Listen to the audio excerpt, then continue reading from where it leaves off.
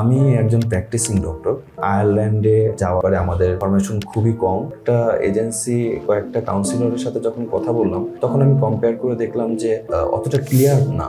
আমি আসলে ওই আস্থার জায়গাটা পাচ্ছিলাম না, যেখান থেকে ইনফরমেশন পাচ্ছি সেখানে চলে যাচ্ছে। স্টিকার ভিসার ব্যাপারে জানতে পারলাম আমার প্রতিবেশী ভাইয়ের কাছ থেকে। স্টিকার ভিসার যেই কর্মপদ্ধতি আমার মনে হয় যে এটা মডার্ন একটা সিস্টেমিক ওয়েতে চলছে। আসলে এ টু জেড প্রত্যেকটা জায়গাতেই আসলে স্টিকার আমাকে খুবই আন্তরিকভাবে সাহায্য করেছে। স্টিকার থেকে আমার ডকুমেন্টসগুলো খুব সুন্দর করে সাজায় দেওয়া হলো। সবচেয়ে বেশি সাপোর্ট পাইছি এটা যে আমি হসপিটাল থেকে বের হয়ে বাসায় যাচ্ছি রাত 11:30, 12টা, 1টা, আমি গ্রুপে রিপ্লাই দিচ্ছি, আহমেদ ভাই ওটার অ্যান্সার দিচ্ছে, আহমেদ ভাই ফোন দিচ্ছে, ভয়েস মেল পাঠাচ্ছে, খালিদ ভাই ফোন ধরতেছে, তনিমা আপু সমাধান করে দিচ্ছে। মানে এই জিনিসটা আমার কাছে সবচেয়ে ভালো লাগছে। আপনাদের অফিস আওয়ারের বাইরেও আপনাদেরকে পেয়েছি। স্টিকার আমাকে প্রফেশনালি বেশি কনফার্মেশন দেওয়ার মতো অ্যাবিলিটি রাখতেছে। ইনফরমেশনের যে ব্যারিয়ারটা আমার মনে হয় যে স্টিকারের ব্যাপারে আরো বেশি মানুষকে জানানো যদি সম্ভব হতো তাহলে আসলে আমরা অনেকেই যারা উপকার চাচ্ছি তারা উপকার পেতাম। Hello everyone, welcome to a new video on our YouTube channel. আজকের ভিডিওটা কোনো সেশন না, বরং আজকে আমরা আপনাদের সাথে শেয়ার করতে যাচ্ছি একটা সাকসেস স্টোরি।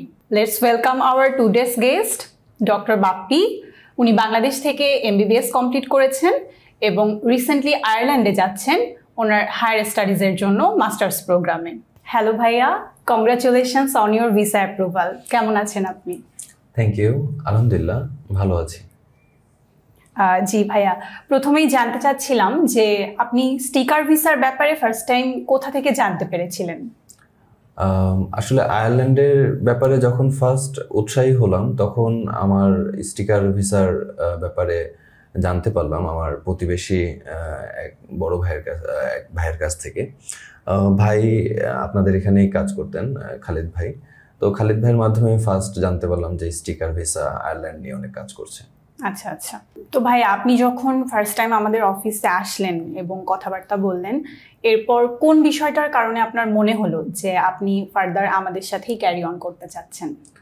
আমি যখন বিভিন্ন এজেন্সির সাথে কথা বললাম, এর আগেও বেশ কয়েকজন কাউন্সিলরদের সাথে কথা বললাম, বাট আমি আসলে ওই আস্থার জায়গাটা পাচ্ছিলাম না যেখান থেকে আমি আসলে আমার কাজগুলো খুব স্যাটিসফ্যাক্টরিভাবে পারফেক্টলি আসবে। এবং আমি আসলে আমি পার্সোনাল লাইফেও যে কোনো জিনিস খুব পারফেকশন হোক অথবা পারফেকশনভাবে হোক এটা আমি চাই। তো এই ব্যাপারটা আমি আসলে কয়েকটা এজেন্সি কয়েকটা কাউন্সিলরের সাথে যখন কথা বললাম তখন আমি কম্পেয়ার করে দেখলাম যে স্টিকার আমাকে প্রফেশনালি বেশি কনফার্মেশন দেওয়ার মতো অ্যাবিলিটি রাখতেছে।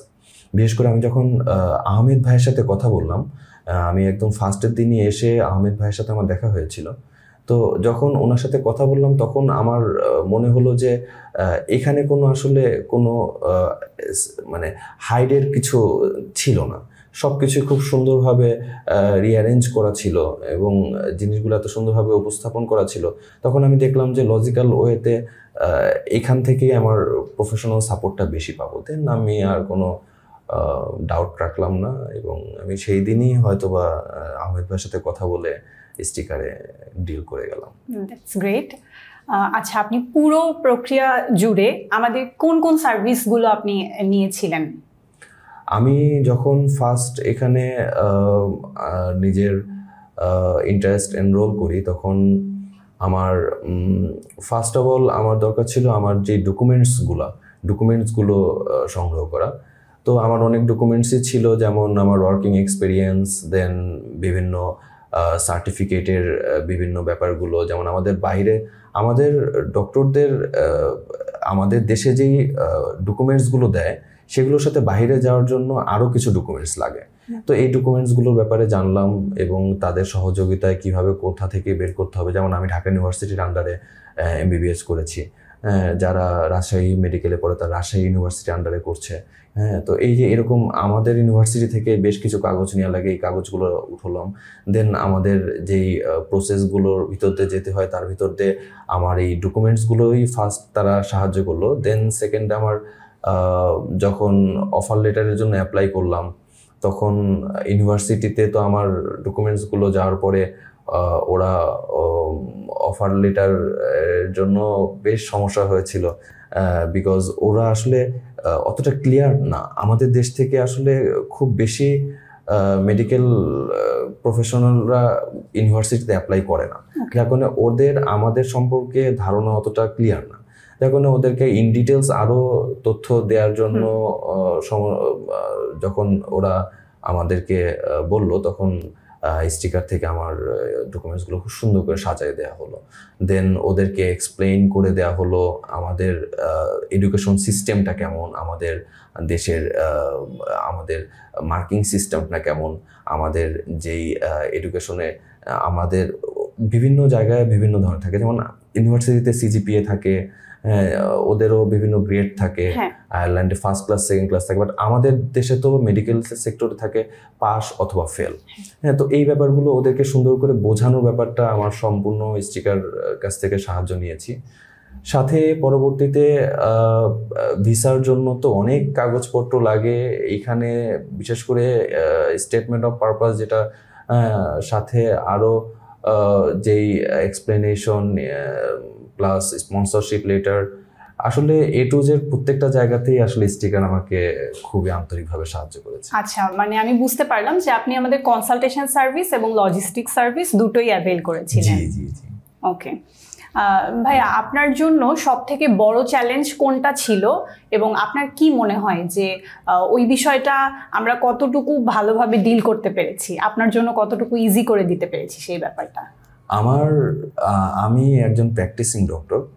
আমি এখন অর্থোপেডিক্স প্র্যাকটিস করছি। আমি আসলে ইন্টার্নের পর থেকেই সার্জারি প্র্যাকটিস করছি, নিউরো সার্জারি প্র্যাকটিস দিয়ে আমি প্র্যাকটিস শুরু করি।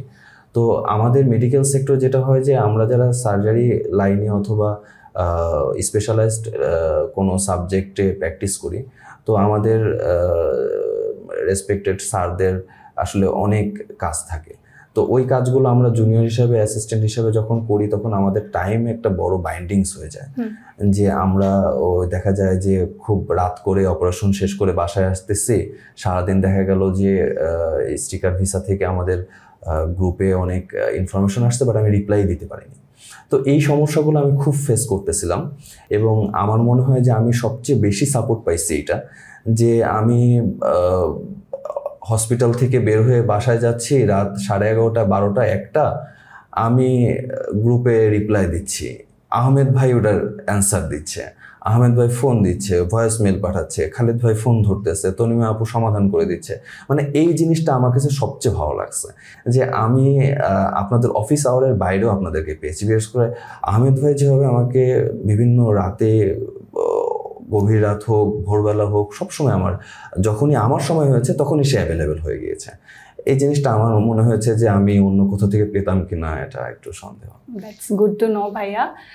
আচ্ছা, এবার আমাকে একটু বলবেন যে আমাদের সার্ভিসগুলোর মধ্যে কোনো বিষয় আমরা ইমপ্রুভ করতে পারি কিনা, এই ব্যাপারে যদি আপনার কোনো সাজেশনস থেকে থাকে। আসলে দেখেন, স্টিকার ভিসার যেই কর্মপদ্ধতি, আমার মনে হয় যে এটা মডার্ন একটা সিস্টেমিক ওয়েতে চলছে, বাট এই যে আমরা সিস্টেমিক ওয়েতে এখান থেকে একটা সাপোর্ট পেতে পারি এবং এখান থেকে যে ইউনিক প্রবলেমগুলোও সমাধান হতে পারে, এই জিনিসগুলো আমাদের সকলের কাছে আসলে অ্যাভেলেবেল না। আমরা অনেকেই ব্যাপারটা জানিই না।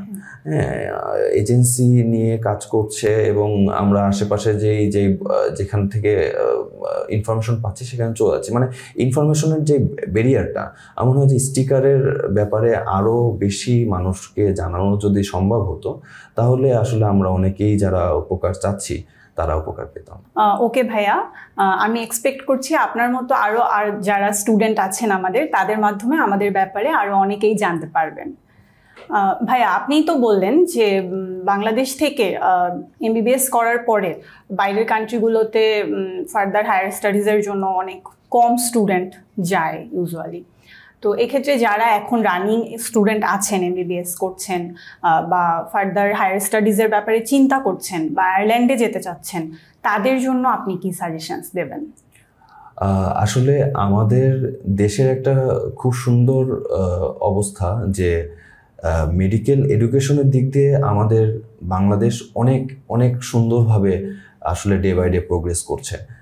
আপনারা তো সবাই জানেন যে আমাদের দেশে সুদূর ফিলিস্তিন থেকে, ভারত থেকে, নেপাল থেকে, কাশ্মীর থেকে অনেক অনেক স্টুডেন্ট আসছে শুধু এমবিবিএস পড়তে, এবং আমাদের দেশের লেখাপড়ার মানও কিন্তু খুব ভালো। কিন্তু আলটিমেটলি লেখাপড়াটা শেষ করার পরে যখন আমরা প্রফেশনাল লাইফে আসি তখন দেখা যায় যে আমরা আসলে ইন্টারন্যাশনাল লেভেল, যদিও লেখাপড়াটা ইন্টারন্যাশনাল লেভেল হচ্ছে, বাট প্রফেশনাল লাইফে আর ইন্টারন্যাশনাল লেভেলটা তেমন একটা মেনটেন কতটুক হয় সেটাও একটা ব্যাপার। তো আলটিমেটলি আমার মনে হয় যে আমাদের যে স্টুডেন্টরা ওরা যদি এমবিবিএস এর পরেই একটা নির্দিষ্টভাবে নিজেদের চিন্তাভাবনা করে ফেলে যে আমার লাইফের পাথওয়েটা কেমন হবে, আমি কি দেশে কেরিয়ার করব না দেশের বাইরে কেরিয়ার করব, ফার্স্ট অফ অল সে যদি এই সমস্যাটার অ্যান্সার নিজে থেকে নিয়ে নেয়, তারপরে তার আসলে সে খুব সঠিকভাবে তার ফিউচার পাথওয়েটা, ফিউচার প্ল্যানটা সাজাতে পারবে। বিশেষ করে ম্যাক্সিমামই আসলে চায়, যেহেতু আমাদের দেশের এডুকেশন খুব ভালো, ইন্টারন্যাশনাল লেভেলেরই এডুকেশন আমাদের মেডিকেল সেক্টরটা, তো ম্যাক্সিমাম মেডিকেল কলেজে, সব মেডিকেল কলেজ না বাট ম্যাক্সিমাম মেডিকেল কলেজে।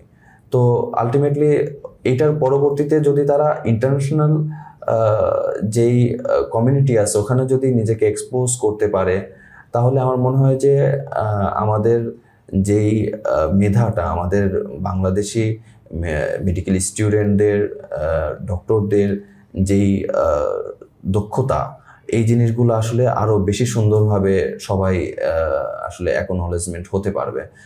আর স্টুডেন্ট, এমবিবিএস স্টুডেন্টদেরকে বলবো আসলে এমবিবিএসটাই আসলে ফার্স্ট অফ অল সুন্দর করে শেষ করতে, এবং এইটার পরবর্তীতে যদি তারা নিজেদেরকে মনে করে যে হ্যাঁ আমি বাইরে করব, বাইরে লাইফের সেটেল হব, অথবা বাইরে থেকে একটা ডিগ্রি নিয়ে অথবা বাইরে থেকে একটা স্পেশালাইজেশন হয়ে দেন দেশে ফিরে আসবো, এটাও করা যায়, এটাও খুব সুন্দর একটা ইয়ে।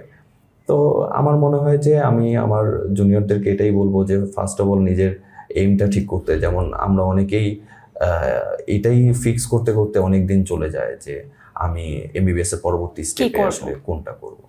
তো এই ক্ল্যারিফিকেশনটা যদি থাকে তাহলে ওদের ভালো হবে, এবং পরবর্তীতে ওরা বিভিন্ন বড় বড় ইউনিভার্সিটিতে নিজেদের যোগ্যতা অনুযায়ী ভালো কিছু অর্জন করে আসতে পারবে। ওকে ভাই, আমার লাস্ট কোয়েশ্চেন না, ঠিক আমি বলবো যে আমাদের স্টিকার ভিসার অডিয়েন্সদের জন্য আপনি কিছু বলে শেষ করবেন। স্টিকার ভিসার অডিয়েন্সদেরকে আমি এটা বলতে পারি যে আমি স্টিকার ভিসা থেকে উপকৃত হয়েছি। আমার মনে হয়েছে যে আমার মেডিকেল প্রফেশন থেকে বাহিরে, বিশেষ করে আয়ারল্যান্ডে যাওয়ার যে ব্যাপারটা, এটার ব্যাপারে আমাদের ইনফরমেশন খুবই কম, এবং আমরা অনেকে ভয়ই পাই যে আদেও মেডিকেল প্রফেশন থেকে আয়ারল্যান্ডে মুভ করাটা সম্ভব কিনা। ইউকে যেরকমভাবে আসলে খুব ভালোভাবে তাদের সব কিছু সেটেল করে রাখছে এবং সব কিছু অ্যাভেলেবেল করে রাখছে, আয়ারল্যান্ডের ব্যাপারগুলো অতটা মানে এক্সপোজ না। তো সেই দৃষ্টিকোণ থেকে আমি মনে করি যে আমাদের যারা এমবিবিএসের অথবা এমবিবিএসের পরবর্তীতে অথবা যে কোনো প্রফেশনেরই যে কোনো সাবজেক্টেরই হোক না কেন, আমার মনে হয় যে স্টিকার ভিসা তাদেরকে সাহায্য করতে সক্ষম, যেহেতু তারা ক্লিয়ার আয়ারল্যান্ড সম্পর্কে। সো আমি মনে করি এই স্টুডেন্ট ভিসার অডিয়েন্সরা তাদেরকে এইভাবে সাপোর্ট করবে যাতে করে তারা আরও তাদের কার্যপদ্ধতিটা সুন্দর করতে পারে। Thank you so much, Bhaiya, for staying with us. And viewers, thanks for watching. See you in the next video.